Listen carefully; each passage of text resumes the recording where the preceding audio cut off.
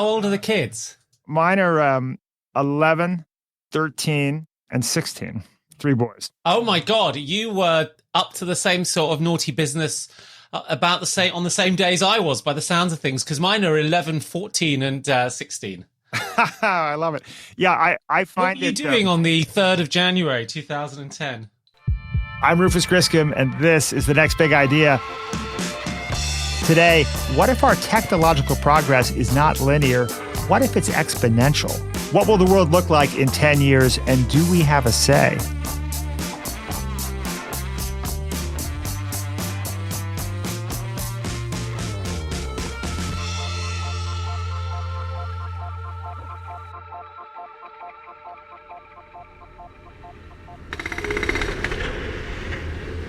My next-door neighbors are building a new house, and this has been the soundtrack of my life for the last few months. Sawing, drilling, hammering. So much hammering. According to the U.S. Census Bureau, it takes 7 months to build a house, and it seems to be taking twice as long in our corner of Long Island. But in Austin, Texas, they figured out how to build a house in less than a week. It's all thanks to a 5-ton machine and a 30-something lay minister turned entrepreneur. We are just doing something that is barely this side of science fiction. That's Jason Ballard, the co-founder and CEO of Icon, the first company in America to secure a building permit for a 3D printed home. The 5-ton machine? It's called the Vulcan. It's 46 feet wide and 15 feet tall. It looks, as one observer put it, like a gigantic soft-serve machine oozing out neat lines of concrete. It's controlled by an iPad, meticulously adheres to a digital blueprint, needs only 3 people to operate, and it's capable of pouring the foundation and building the walls of a 2-story, 3,000-square-foot house in just a few days. Robotic construction is absolutely our future. This is a complete transformation in the way that we approach sheltering ourselves, in the way that we approach building. If only my neighbors had known. They could have spared me this months-long headache. So far, Icon has raised more than $250 million, sold a few homes in Texas, and constructed a 3D printed housing development in Mexico for families living in extreme poverty. Now the company has partnered with one of the nation's leading home builders to create the largest neighborhood of 3D printed homes in the country. When a reporter for Axios announced the 100-home community, he wrote, 3D printed cement houses are about to take off, offering a cheaper, more efficient way to provide homes for those who need them. And a lot of people need them. The U.S. faces a housing deficit of 5 million homes. So it's a heartwarming story. Guy wants to be a priest, but realizes he can do more good by becoming an entrepreneur, establishes a radical new technology to squeeze out durable, low-cost homes, solves America's housing crisis, and we all live happily ever after, the end. But my reading is a little more cautious. To me, it's a reminder of how quickly our world is changing. 100 years ago, fewer than 1% of U.S. homes had electricity and indoor plumbing. And now, Icon has plans to 3D print a colony on the moon. On the positive side, it's not so scary to imagine that the headache-inducing sound of construction in my neighborhood and in yours will soon be replaced by giant 3D printers quietly extruding new homes. But what happens to those clamorous construction workers? Are they permanently out of work now? And what about the cultural shift? Ask any child, or any adult for that matter, to draw you a house, and they'll probably draw a rectangular building with a triangular roof, not some curvy 3D printed thing with walls that look like rows of buttercream frosting spiraling up the side of a cake. Are we ready for a world that looks and feels radically different? There's no stopping the acceleration of technological progress, which is exciting and unsettling, but we can change how we respond to it. And the question of how we do that is at the heart of a new book called The Exponential Age: How Accelerating Technology is Transforming Business, Politics, and Society. It was written by our guest today, Azeem Azhar.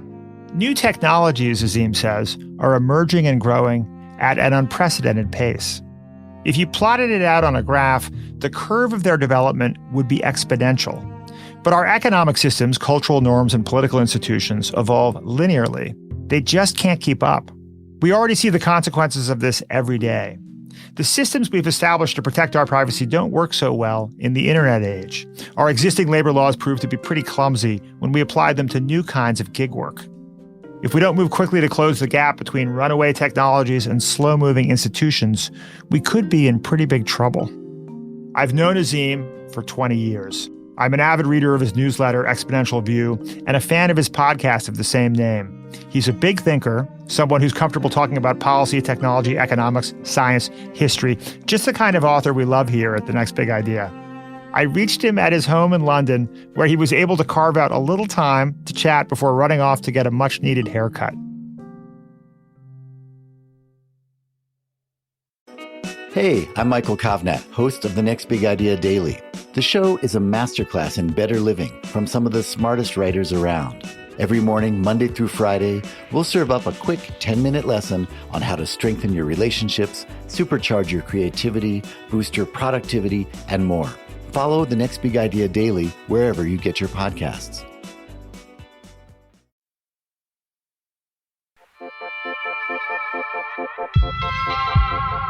Azeem Azhar, welcome to the Next Big Idea podcast. Rufus, it is such a pleasure to be talking to you again. Indeed. Remind me of when we first crossed paths. We would have met in the mid to late 90s when you had set up Nerve magazine or webzine, which was, I think, it's sort of a dating and sort of sex tips, amongst other things, journal, I suppose, a precursor to something a bit like Vice, maybe in some ways. And I was working as the internet correspondent at The Economist. And so I was often trying to figure out what was going on. And you know, we met then, and then secretly as a, you know, lonely man in my mid-20s, I was reading Nerve to learn about how to get on with the dating game. Well, my mother, who listens to this podcast, will be not delighted to be reminded of my sordid past with Nerve.com. But yes, no, that those were wonderful days. And Stephen Johnson was running Feed magazine, and it was, you know, what was interesting was that we had the sense in the early internet days that this was a new kind of printing press that made possible new kinds of pamphleteers. You know, I mean, our first instinct was to take advantage of the medium for arts and culture, and that's changed quite a bit. I think people now forget actually just how fun the internet was in 1994, 95, 96, becoming a publisher yourself or discovering some quirky new experiment. And you look back on them and they seem so naive, but it was incredibly refreshing back at the time. Azeem, you begin your new book, The Exponential Age, by mentioning a lecture that the British scientist and novelist C.P. Snow gave back in 1959. In that lecture, Snow warned that intellectual life was being split between two factions, I think, right? On the one side, you had the scientists, and on the other, you had artsy Oxford graduates who looked down their noses at technology. And Snow's view was that between these two cultures, there was a gulf of mutual incomprehension. And you say that gulf has only gotten wider. Today, we have technologists on one side, the engineers, the people who work in Silicon Valley. And on the other side, there's everyone else. And it strikes me, Azeem, that you are just the man to help bridge the gulf of mutual incomprehension, because you were one of those artsy Oxford grads. You edited one of the university's newspapers and its student magazine, but you're also a tech guy. You founded 4 tech companies and invested in more than 30 startups. You're a member of the World Economic Forum's Global Futures Council. Since 2015, you've been running the highly influential newsletter Exponential View, and you host a podcast of the same name for the Harvard Business Review. I say all that first and foremost, Azeem, to flatter you. We like to soften up our guests, but also because I really do want to know, do you see yourself as a negotiator between these two cultures? My life is entirely about negotiation, Rufus. Thank you for that introduction. I joke that I'm a Libran, and for those of you who are into your astrology, the Libra is the scales, the one that tries to find a balance. And I was also the youngest child in a family of 5 with 2 much elder sisters, and so would always find myself in a kind of attempting to be in a peacemaking role, and I had a peacemaking role in school as well. So I've always found myself as someone who was a bridge. And I think because my interests spanned from science to history and technology to politics, in my career, I found myself as the one person who could talk to the people in the marketing department and the people in the technology department and understand them and perhaps take their message over to the other side. And that's, I think, why I felt more comfortable writing a book that is a book that attempts to bridge these two different domains than focusing 100% on any one aspect. So interesting about your background. I didn't know that about the birth order and the instinct to bridge divides, because I also see that in your work in the divide between kind of corporate cultures and startup cultures, and then I also see it between the techno optimists and the pessimists, because among other things that divide these two groups, there may be an ocean known as the Atlantic. I was interested to discover that the subtitle of the UK version of your book is How Accelerating Technology is Leaving Us Behind and What to Do About It. Meanwhile, the subtitle of the American version, the US version, is How Accelerating Technology is Transforming Business, Politics, and Society. It seems like two ways of looking at the same phenomena. It is exactly two ways of looking at the same phenomenon. And it isn't just a transatlantic divide. When I look at the reviews of the book in the the mainstream press, some have painted me as a pessimist and some have painted me as an optimist. And I think that in a way that's a sign that I may have achieved what I set out to do, which was not to offend everybody, but rather to help identify just how complex and nuanced this discussion needs to be. And that has been, I think, perhaps one of the things that I've been happiest with has been that there have been different interpretations taken of the book, because I was hoping to move past narratives of technology that are either prototypically utopian or dystopian. I wanted to present something that was somewhere in the balance, something a little bit Libran, that was a bit pragmatic and complicated and needed to be navigated and negotiated. Well, I too am a Libra, although I didn't know my sign until I was in my late 20s. I was very proud of the fact until somebody told me what it was. But it does apply, because I have the same instinct. Although I've always thought that we live in a world that's changing, and as you point out, and this is sort of central to the thesis of the book, the pace of that change is accelerating. It's always struck me that being a friend of change is a good life strategy when you're living in a world in which change is inevitable. Right? If you register change as traumatic, you're kind of in a pickle. And obviously, we need to learn to accentuate the upsides of change and mitigate the downsides, which is what you're doing while investing in tech startups, and also in parallel helping governments and companies mitigate the downsides. I found the book extremely exciting and hopeful. Oh, well, thank you. Yeah, I think it is a hopeful book, because what I wanted people to do is understand that there is a fundamental shift that is going on. And I'm not saying this with excitement left or right. I'm saying that if you look at what happens in complex economies with increasing levels of education and more interconnections, you will see these patterns of acceleration in certain areas. So in a sense, I'm saying, look, it's going to go and rain, and you can decide whether you want to dance in the rain or get an umbrella. And giving you that choice of dancing and getting the umbrella is the positive message. It is a sense that you can have some agency around this. But I should say that in that presentation, I'm not saying that technology is deterministic. I'm not saying that, there are inevitabilities about the way technologies act, and every word processor that could have been produced would have been like Microsoft Word, or every social network would have been like Instagram. Because I think that those are design choices. Those are choices that we, as the people who create the technology, can take, and we can shape it in those directions. But I am saying that there are some fundamental things that are going on in the way our economies operate that point towards this acceleration. And if we are going to then make sense of it, a really, really reasonable strategy would be to say, how am I going to deal with the change that is coming? And if we think of an exponential curve of a hockey stick, we might be right at the point where it's about to go vertical, which is exciting and perhaps alarming, which I think is a great segue to big idea number one. We're at a transition point. Now, I've been involved in technology for 25 years, although my background in education was in the social sciences. And starting about 2015, after I sold my last company, I spent time exploring a number of different technologies and looking at how they were turning into products and services and ultimately into companies.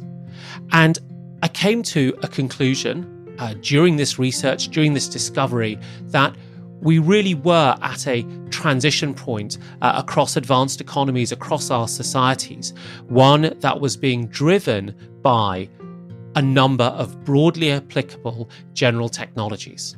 Those were the technologies of computing, which many of us are familiar with the ever-marching power of our smartphones, but also in the realms of biology, where we're able to take the approaches and disciplines of engineering and apply them to the human genome, to the way in which we create proteins, to starting to get microorganisms to make new materials for us. I also saw trends in energy, where the cost to produce energy from renewable sources like solar and wind was declining precipitously. And in tandem, the cost of energy storage in the form of batteries was also getting cheaper and cheaper, promising that we would have affordable tools of clean, renewable energy today or very soon. And a final area of technology, that of manufacturing, where new techniques, 3D printing or additive manufacturing, which are hitherto contained in small niches in our industries like aerospace and automotive, were improving dramatically year on year, getting cheaper and better, and so are on the cusp of becoming everyday parts of our industry. Now, the interesting point about these four technology areas is they're broadly applicable across our economies. But more than that, they are improving exponentially. And by that, I mean they are improving by more than 10% on a price-performance basis every single year, year after year, compounding those improvements, and often for many decades historically and for many, many, many years to come. The impact of that is a tremendous reduction in the cost of these fantastic capabilities. And with that reduction in cost, we're going to start to see a ubiquity of these approaches across our economies and societies more broadly. All right. Well, why don't we start, Azeem, by blowing people's minds a little bit about what exponential technological progress is likely to mean for us in the next 20 years. I mean, I think a lot of us have this sort of vague sense that, tech is exciting and maybe a little bit scary. Things are changing. But I'm not sure that the average person on the street necessarily believes that the changes coming in the next 20 years are likely to be even more powerful and perhaps also more disruptive than the last 20 years. Why don't we start with computing? We've all been on this ride together. 1960s, Gordon Moore, as co-founder of Intel, came up with his famous law. Moore's law states that the number of transistors you can pack onto a circuit will double every 2 years. At that time, the densest microchips held around 2,000 transistors. Apple's M1 Max chip, just introduced last month, has 57 billion transistors. Is this pace going to continue? And what do you think are the implications? Well, it is mind-blowing, and the numbers still befuddle me. People, for a long time, the last 10 or 15 years, people have said that the rate of improvement of silicon chips or the availability of computation, I think it's helpful to think of it as the availability of computation, would have to slow down, because the way that the process that Moore's law described was one of miniaturization. You would take these transistors, and they used to be in the late 1950s about the size of a fingernail, and you shrink them down, and they're now the size of nanometers, so not quite, a bit bigger than sort of atom scale, we would say. And so for 20 years, people have been saying, look, Moore's law, this descriptive relationship, will come to an end, and computation will start to not get cheaper and cheaper. What we actually found is that the reverse has been the case. So even though it's got harder to make more and more miniaturized chips, other techniques have shown up, whether it's what's known as new architectures, so new ways of designing the chips, whether it's new applications, and they have delivered incredible improvements in computational capacity. The one that's been most interesting has been what we call artificial intelligence. We've got this new artificial intelligence wave that started in about 2011, and these algorithms need so much more computational power than anything we've had before. And between 2013 and 2018, the state-of-the-art AI algorithms demanded 300,000 times more computation. That's much faster than Moore's law can provide. And yet the computer industry was able to figure out chips that were faster and faster and faster, that were just optimized for those AI tasks. And so we've actually, in a way, gone faster than Moore's law as far as a machine learning developer would care, as far as a company would care. And as we look out 20 years, I don't think there are many reasons to believe that we would slow down. In fact, what we've seen is the rate of progress in what we can do with chips has sped up somewhat. You talked about the new Apple chip, but more importantly, the AI developers are becoming more and more demanding. And it's that ballet between the demanding user, the AI developer, and the willingness of the industry to innovate and figure out how to meet those demands that creates a really important flywheel that should drive us forward even faster. And I think all those building blocks are in place. And then, of course, we have the Hail Mary card, which is the new technologies of quantum computing. Quantum computers literally use individual atoms resting in undetermined quantum states called superpositions to perform calculations. And quantum computing, has its own limits in terms of what it can be applied to. But the early results of quantum computing, again, have me scrabbling for my thesaurus to find whatever number comes beyond quadrillion. And I'm not sure what it is. But quantum computers are, from what we've seen so far in their small scale, quadrillions of times faster than traditional quantum computers. I mean, I talk of a test that Google did with a very, very primordial quantum computer back in 2019. And it did a particular task in 200 seconds, and it would have taken a normal supercomputer 100,000 years. So that is the scale of the shift. Let's talk about energy. I found this very hopeful. In the last decade, you say the price of electricity generated by solar has declined by 89% just in the last 10 years. The price of wind energy has dropped by 70%. You say no other form of electricity production can compete now with these renewable energy sources. Coal plants no longer make sense. That may also be true soon of natural gas. Do you think this pace of progress will continue, and what are the implications of this? I would expect it to continue, especially with solar photovoltaic, those shiny cells that turn sunlight into electricity, because they have many of the similar properties to early silicon chips. They're all about miniaturizing circuits on a silicon substrate. But it's already having a significant impact in the market. I mean, one of the key things is that because in nearly every part of the world, it is, according to Bloomberg New Energy Finance, who studies these things, it's every part of the world. You're better off from a cost perspective creating a solar or a wind based electrical system than starting up a new coal plant or a new natural gas plant. And that means that the decision on the investment side is much, much more straightforward.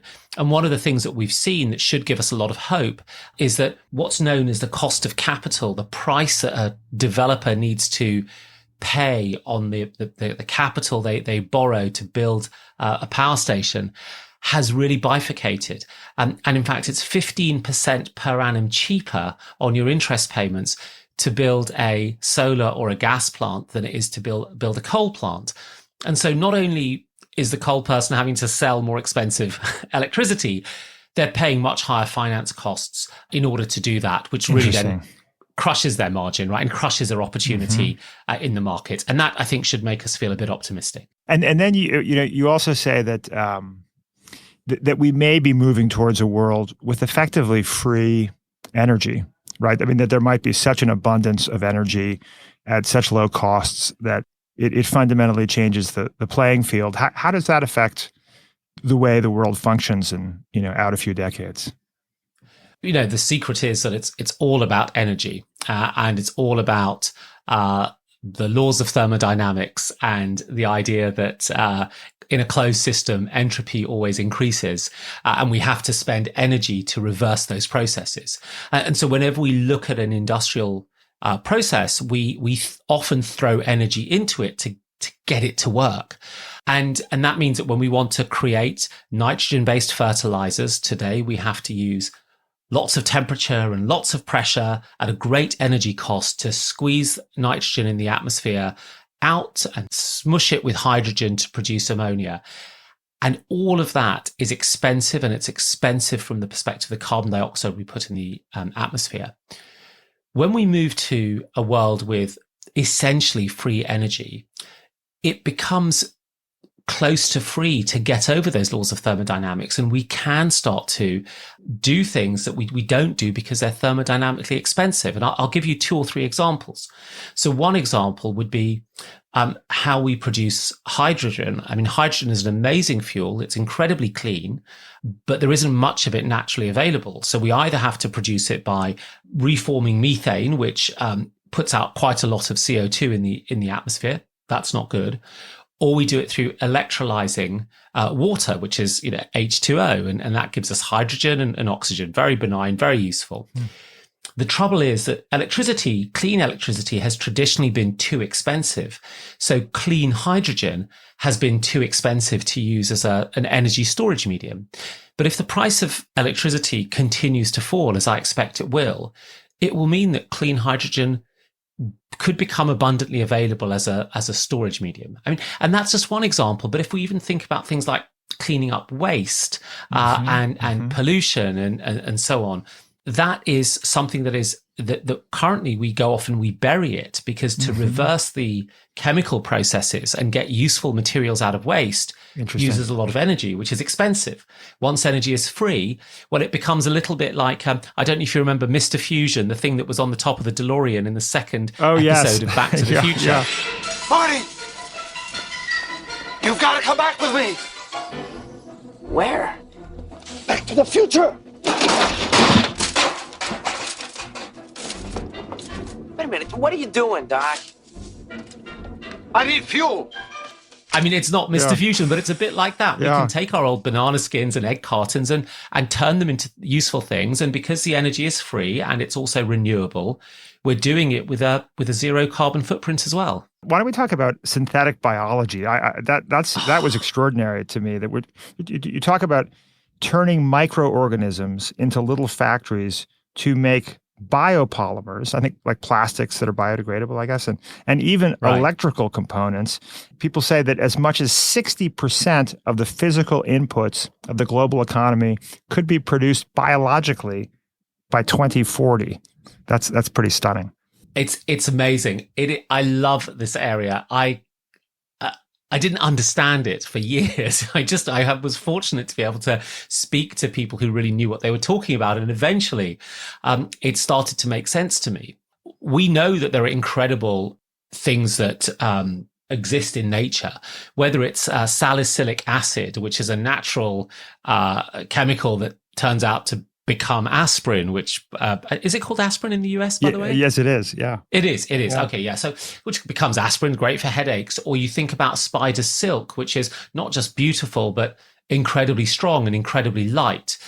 These are remarkable properties of materials and chemicals that have evolved through this process of evolution over hundreds of millions and billions of years, and they're done with such great elegance. And you compare that little house spider as she spins a web, producing a silk that is better than any polystyrene or polyester material that we might produce industrially. And you go to where we produce those things, and essentially we are exploding hydrocarbons in containment units in big industrial plants, and it's ugly and it's toxic and it's polluting and it uses so much energy. So there is this elegance in nature, and the promise of synthetic biology is that we can learn to harness that elegance, and we do it through a set of exponential technologies, from the ability to read the genomes of different living things, figure out which genes could be responsible for expressing a particular protein, which means sort of expressing the thing that turns into the spider's silk or the transparent film or the therapeutic. Then we need to be able to use another exponential technology to synthesize those genes, and we get these artificial genes that we then need to insert into the appropriate microorganism that can then go off and brew and produce the product that we want. So it's really, really complicated. So you have to bring all of these exponential technologies, from the ability to read genes and write them and insert them and engineer cells, the ability to use machine learning to figure out what combinations could work. Because this is biology and it's not deterministic, it is a systems problem and a bit probabilistic. You don't necessarily know what is going to express well in the yields that you need. So you have to run lots of experiments, and these synthetic biology companies now have robotic wet labs. So rather than getting grad students to run one experiment every couple of days, they run hundreds in parallel. And that's after having run millions of virtual experiments in simulation. Wow. And at the end of it, hopefully, you come out with an answer that allows you to, with the elegance of nature, produce that therapy that you want or produce that material that you want. And, I've looked at the forecasts for this. I have some sort of friends in the McKinsey team that come up with the forecast, and they reckon it's a $4 trillion business by 2030 or 2040. And, I really hope that they are wrong. I mean, I think it could be so much bigger than that. And this reminds me of 3D printing, right? Which is another, right. Huge category of innovation. You say that the 3D printing market grew 11-fold in the last decade, a pace of 27% year over year. In the next decade, we're likely to see performance improve 14-fold, with prices dropping. You have a friend who printed the world's largest 3D printed object in 2019, a 2,500 square foot concrete building. It took 17 days to build using 75% less concrete and was built with unheard of precision. So what do we have to look forward to here? Well, I'm so out of date in the exponential age that the gap between sending a book to press and things being, extended even further is everything gets transformed. 3D printing is improving at about 30% per annum on a price performance basis. And we are seeing people 3D print components of houses or large parts of houses. And in fact, there was recently a story in the Wall Street Journal about 3D printed, rapidly constructed homes in Austin, in Texas. I think the key thing here with 3D printing is that it's a very generalized technology, and you control it with the same types of software.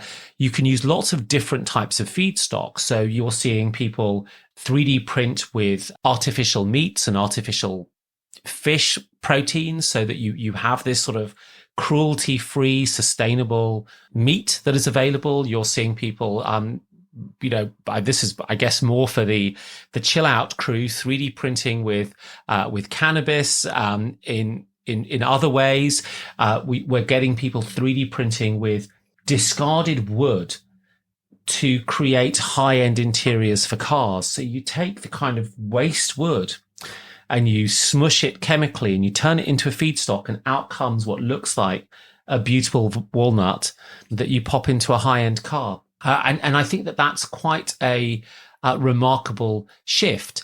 The challenge with 3D printing has been that compared to mass manufacturing processes like casting or molding, it's just really expensive if you need 1 million of something, right? If you need 1 million of something, make a mold and just kind of pour the metal in there and so on. But true exponential form, at quite large numbers now, sometimes hundreds, sometimes thousands of copies, 3D printing is cost competitive with those traditional molding or casting processes. And that's really nice because it's a much more sustainable process, but it still allows that personalization, which, gives a little bit more delight, right? Because the sneakers fit you just perfectly because your left foot's a bit smaller than your right foot or vice versa. But it's really, really early days, I should say, Rufus. I mean, we should be under no illusions that 3D printing has not had its iPhone moment yet. Mm-hmm. But we could also feel cautiously optimistic that it might. Which is really difficult for most of us squishy Homo sapiens to fully comprehend. And that lack of comprehension is at the heart of Azeem's second big idea. He'll share it right after the break. Hi, I'm Jonathan Fields. Tune into my podcast for conversations about the sweet spot between work, meaning, and joy. And also listen to other people's questions about how to get the most out of that thing we call work. Check out Sparked wherever you enjoy podcasts.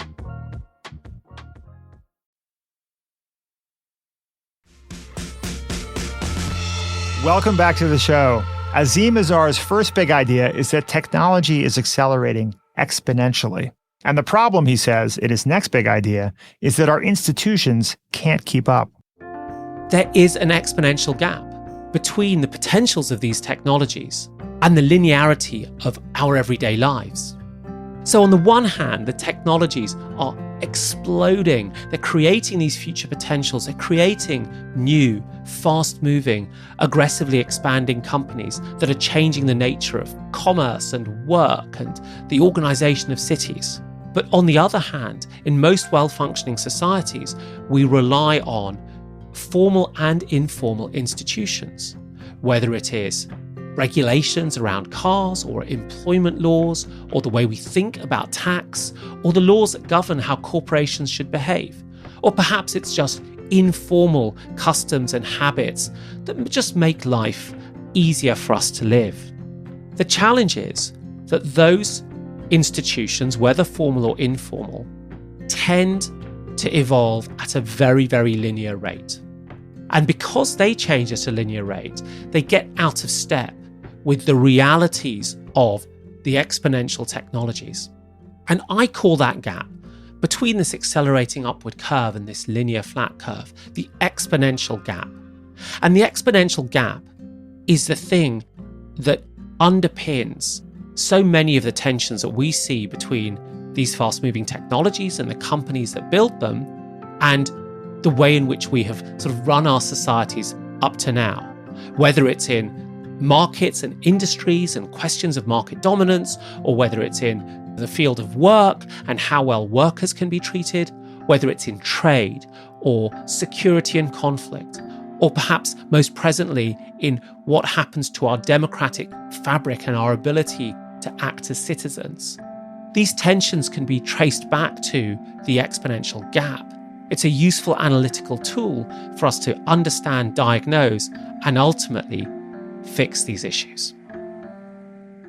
When we think about we as humans just process all this technological change and adapt to it and respond to it, I think about this amazing graph in your book that shows how long it took different technologies in the US to go from 10% penetration to 75%, right? For electricity and the automobile and the telephone, it took over 50 years to get from that kind of 10% penetration to 75%. For the cell phone and internet, it took a little over 20 years. For social media, it took 11 years to reach 7 out of 10 Americans. For the smartphone, I think it was about 8 years. So smartphones reached 75% market penetration, 12 and a half times faster than the original telephone. And this has implications, both economic and political implications, but also implications in terms of how it impacts our own personal psychology, our daily habits, our culture, our behavior. It's a disorienting time, isn't it? I think it's really disorienting. And it is something that the technology industry itself hasn't been empathetic enough in the language that it's used around the changes that are happening. We are not well constituted for dealing with change that is as quick as this, and by which I mean that we just are not able to make good predictions about where these curves will go. most banally, many of us start saving for our pensions or our 401ks far too late in life. I mean, given the power of compound interest, we should start with the very first paycheck we get, not the day before our 50th birthday. So we don't grok what exponential change does in the first order. And what's challenging, as you've so lucidly pointed out, is that the second and third order applications of that change can be so much further away. I mean, who knew that by giving people unlimited computing power in a portable device, the smartphone, we would end up using it to look at pictures of cats and get into arguments with strangers. I mean, that's not what you would think in the 1950s unlimited computing power would give you. Yeah. And that's what it's ended up giving us. And so this is sort of psychologically very difficult for us to deal with. But it's difficult for a second reason, which is that much of the world that we live in is livable because of conventions and habits and laws and institutions. The fact that you know which side of the road to drive on when you are in the US, and I know which side of the road to drive on when I'm in the UK. That is a simple convention that makes life livable and survivable. And our institutions are predicated on the circumstances that were around when they were created.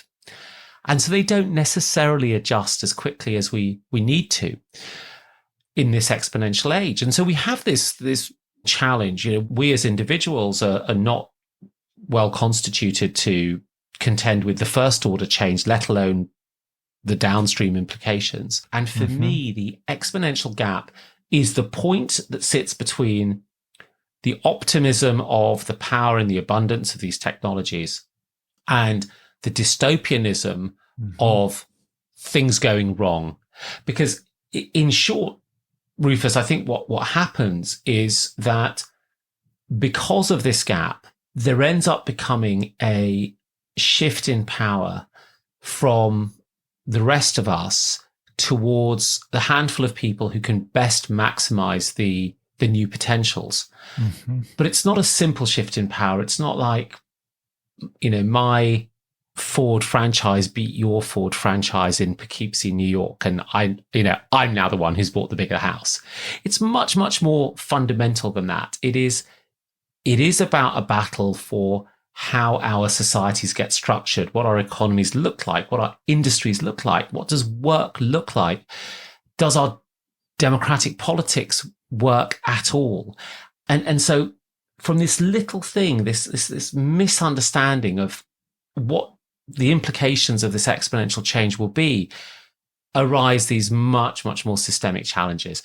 And for me, figuring out how we close that gap is an absolutely sort of key part of the puzzle. Let's talk about those what you call superstar companies, which it's just extraordinary what's happened, right? With Apple, Amazon, Google, Microsoft, Facebook, to watch companies worth trillions of dollars growing at 20% year over year, 30% year over year. It's just unfathomable. For decades now, the conventional wisdom was Apple can't possibly keep growing at this rate, right? They're about to hit the headwinds of scale. And it just hasn't happened. And that assumption that these companies were going to hit headwinds was not irrational. As you point out, in the 20th century, large companies very consistently slowed down. They maxed out at maybe 40% market penetration. Somehow these new companies have broken the constraints of gravity that have limited the growth of large-scale companies for centuries. Why is that? I find this amazing. I mean, it is a remarkable shift because I grew up learning the economic orthodoxy that said companies can only get so big. And the real, the reasons are that in the olden days, in the 1990s, companies were dependent on inputs, and inputs would get progressively more expensive. That millionth kilogram or pound of steel that you bought cost much more than the first pound of steel that you bought. And that's just what happened in the market. And the second thing that happened was that your business would get more complicated. It became bureaucratic and sclerotic. And so as the organization got larger, coupled with rising input costs, you created space for a competitor to come in and slice off a bit of the market. What happens in the exponential age is that companies look like something that we call platforms, which I'm sure many listeners sort of have heard that word. But the heart of being the platform is that you benefit from something called a network effect. And the network effect is simply this, that every additional customer benefits all the previous customers. And that's why a dating service like Tinder is different to an airline. No one goes onto an airplane and is delighted to hear that it's oversold and you're going to be sort of elbow to elbow the whole way through. You're actually delighted when you're told, "Oh, you're so lucky, Mr. Griscom. No one else booked this flight and you've got the whole thing to yourself." That's not how a dating app works, right? A dating app is a disaster if it's just you on your own, right? It's better that it's oversold and overcrowded. And that is the network effect that is at the heart of platform companies. And it turns out that exponential age companies, in many, many guises, end up using network effects on top of their platforms, which means that as they get bigger, they become better reasons for more customers to use them, and they'll get bigger still. And when I think back to the early start of the research for this book, which was in 2016, I remember a dinner that I had in a very upscale London hotel with a set of wealthy investors, and there was no company that was worth more than $500 or $600 billion. And I said, are these companies overvalued? And pretty much every person said, yes, they're overvalued. And there was one person who sort of said they're overvalued, but I can imagine them getting up to $600 or $700 billion in market capitalization. Here we are 5 years later, where many of them are worth more than $1 trillion, and Apple and Microsoft are worth more than $2.5 trillion. And somehow they have broken the rules of 20th century business. And they've done that because the rules of 21st century business, the rules of business in the exponential age, are actually just different. Let's take a quick break. When we come back, Azeem tells us about the implications of that rule breaking and what we can do about it. Hey folks, Rufus here. If you're a fan of our interviews with physicians, scientists, or entrepreneurs, then I have the perfect podcast recommendation for you, Raising Health. Previously called BioEats World, Raising Health comes from leading venture capital firm Andreessen Horowitz, A16Z. Each episode, Raising Health dives deep into the heart of healthcare, biotech, and AI with A16Z general partners. Along the way, they explore the real challenges and opportunities in health and biotech entrepreneurship. Not to mention, you'll hear raw insights and actionable advice from notable guests like Omada CEO and co-founder Sean Duffy, and AI expert and In-Sitro CEO Daphne Kohler. Don't miss out. Follow Raising Health wherever you get your podcasts.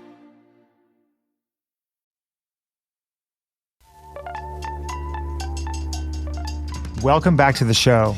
So Azeem's first big idea is that we're at a transition point. Emerging technologies are about to fundamentally change the way we live and work, how we power our homes and offices, how we solve problems and build new things. His second big idea is that there's a worrisome gap between those technologies and the institutions that should, in theory, regulate them. Now, in his third and final big idea, he says, we can close that gap. We can close this gap. Now, I think it's quite hard for us to look at the pace of technical development and come in and somehow slow it down. I mean, I argue in the book that the reason these technologies develop as fast as they do, it is really a function of having a modern complex economy where the engineers and the entrepreneurs and the scientists learn from their experience and respond to the signals in the market. So at one level, the pace is almost set. But there are things we can do because technologies are artifacts. They are designed and created by people, and we are those people. So if we are able to understand how they develop, understand how they progress, start to think a little bit about their second and third order impacts outside of the narrow sphere of technology into society at large, we can actually start to shape their direction. We can start to allocate resources appropriately, direct the power of this river of innovation into ways that we might find being more helpful.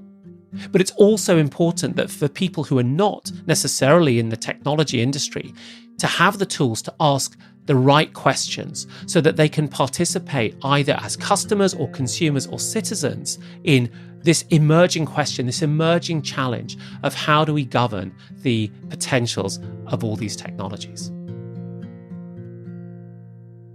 Forrester predicted a few years ago that 25 million U.S. workers could lose their jobs to automation by 2027. Meanwhile, you cite some Oxford academics who say that as much as 47% of the U.S. workforce is at risk of redundancy. It's a painful word due to machine learning. Meanwhile, on the other hand, you say historically our economies have become more automated and historically employment levels have tended to increase. I get the sense you're not as concerned, Azeem, about an actual decline of jobs that are available as you are concerned about the growing gap in the quality of jobs that are available. Is that right? I am definitely worried about the quality of jobs that the majority of the workforce can expect to access. And I am also concerned about what happens in the short to medium term when we go through a transition. And the reason I'm concerned with those aspects is that history has shown us that time and again, dramatic new technologies like early mechanization has, for reasons of power, more than anything else, tended to favor the providers of capital. And in the 19th century, the British economy, the English economy grew very, very rapidly. But workers' wages didn't keep up. And it grew rapidly because of mechanization. And it wasn't until the turn of the 19th to the 20th century that the force of the organized labor movement created enough political will to adjust that. And that 50 or 60 year period was known as the Engels pause. After Friedrich Engels' analysis of what was going on, it was a time that really, apart from the providers of capital, Charles Dickens did very well because he wrote many, many novels about this gap, about poor workers living in terrible conditions while the country got richer and richer. So those are the things I think that we need to worry about right now, in the same way that we can't really imagine what happens at the end of exponential changes.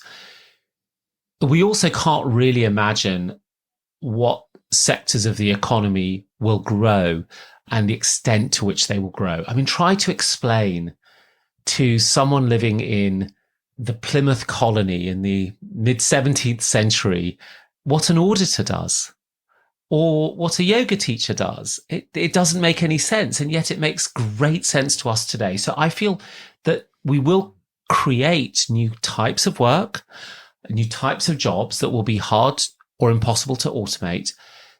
But before we get there, will be people living real lives with a sense of fear, of losing their livelihoods, of losing their sense of worth, of losing their purpose. And those are the things that I worry about.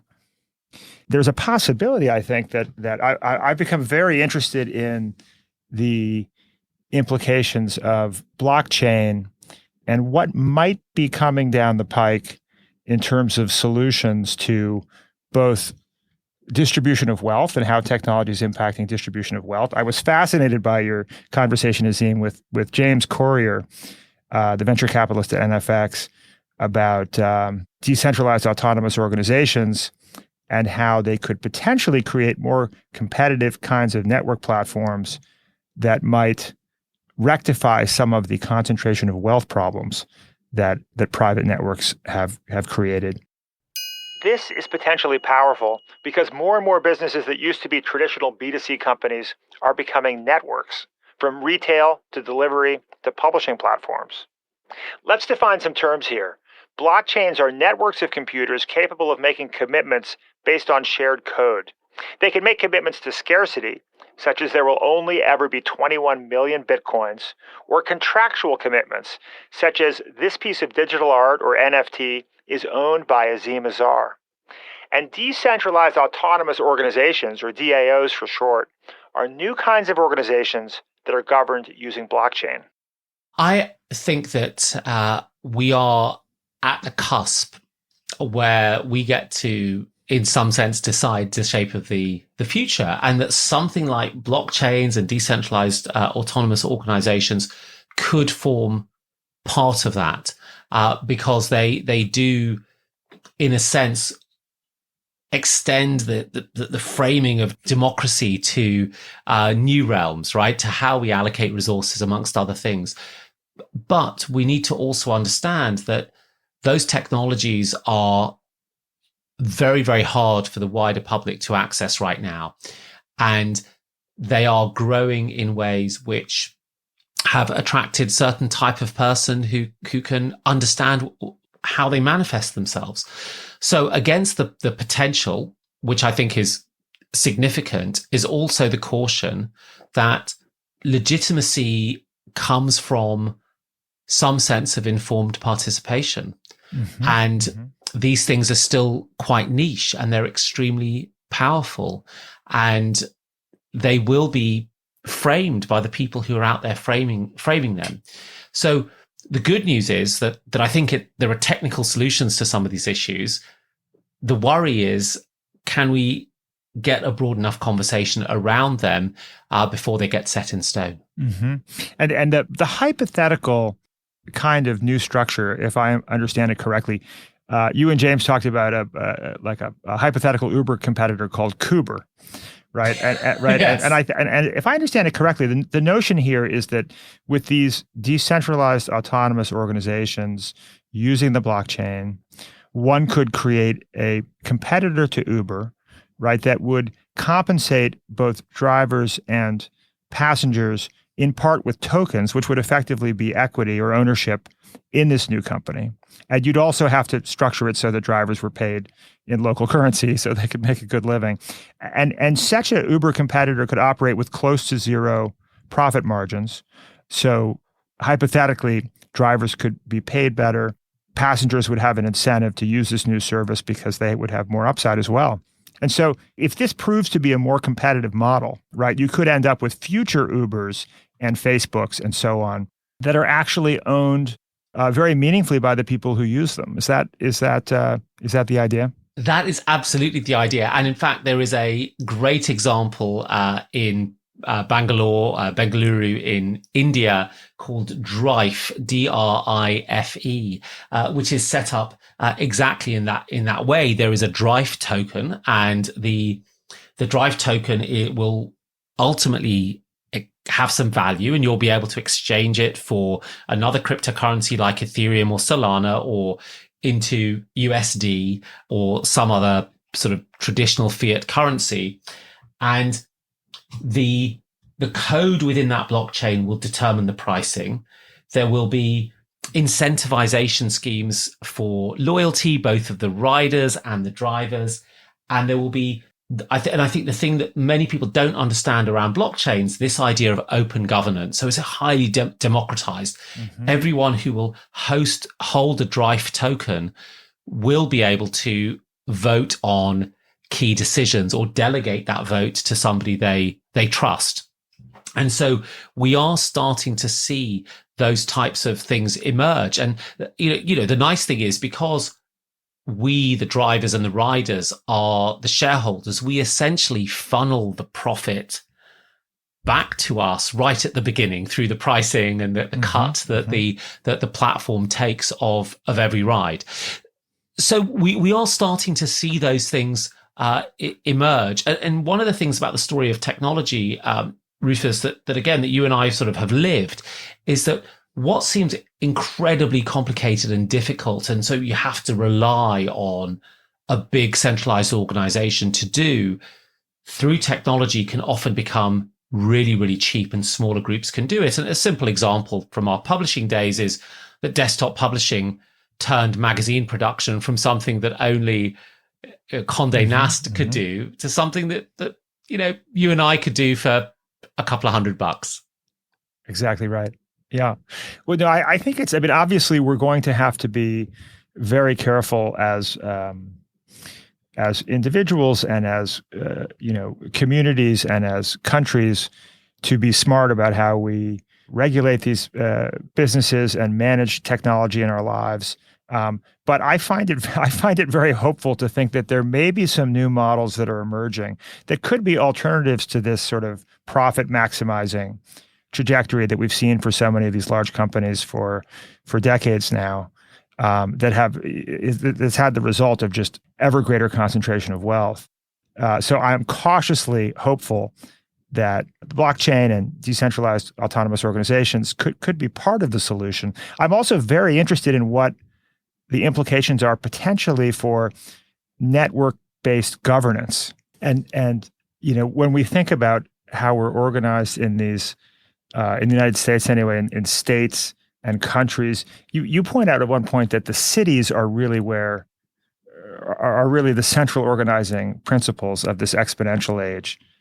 Do you think that the way we think about the governance of cities needs to evolve? Well, I really think the governance of cities does need to evolve because we're an urbanizing species, and every advanced economy sees this agglomeration of people in cities, and it's through large populations in cities that we see the specialization of labor that ends up driving up wages.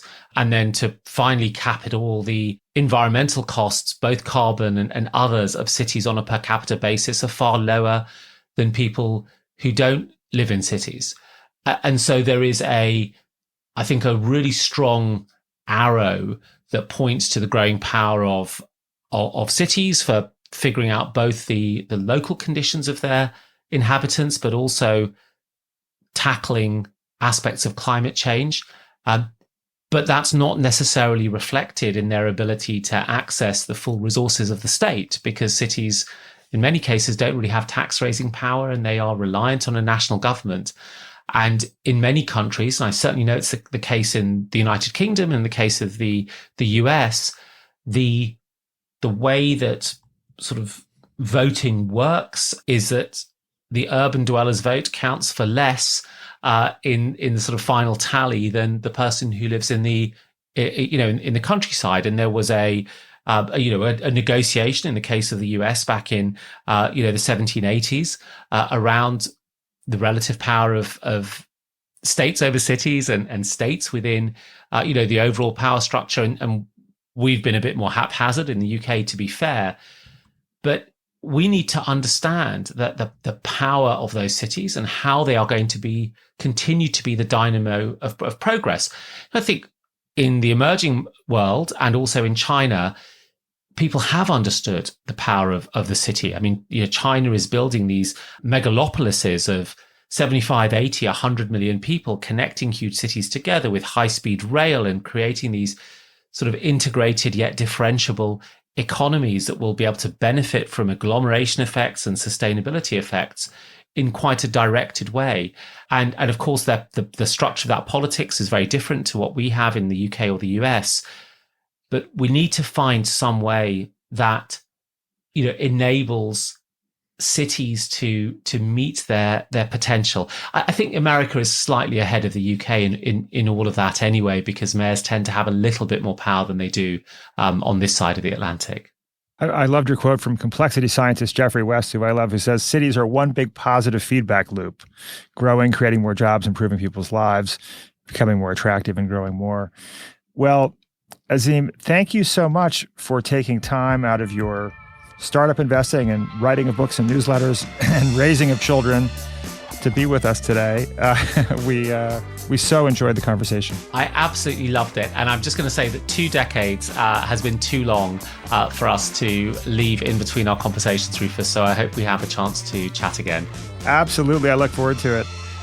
Thank you so much, Azeem. Have a great haircut. My pleasure. Thank you. Would you like to hear not 3, but 5 big ideas from the exponential age? Of course you would. Download the Next Big Idea app and check out Azeem's Book Bite. And don't stop there. In our app, you will also find 12-minute audio summaries of other brilliant new books, a new one every single day, mind-blowing e-courses, and Zoom discussions with our curators, Adam Grant, Susan Cain, Malcolm Gladwell, and Daniel Pink. Search for Next Big Idea in your app store. If you like this show, leave us a review and a 5-star rating. It really helps us if you think we've earned it. Follow us on Apple Podcasts, Spotify, the Wondery app, the Next Big Idea app, or wherever you're listening right now. Thank you, Azeem Azhar. I highly recommend his newsletter, Exponential View, which you can find by following the link in our show notes. This episode was written and produced by Caleb Bissinger. Our executive producer is Michael Kovnat. Theme music by Costa Galanopoulos. Sound design by Mike Toda. I'm your host, Rufus Griscom. See you next week.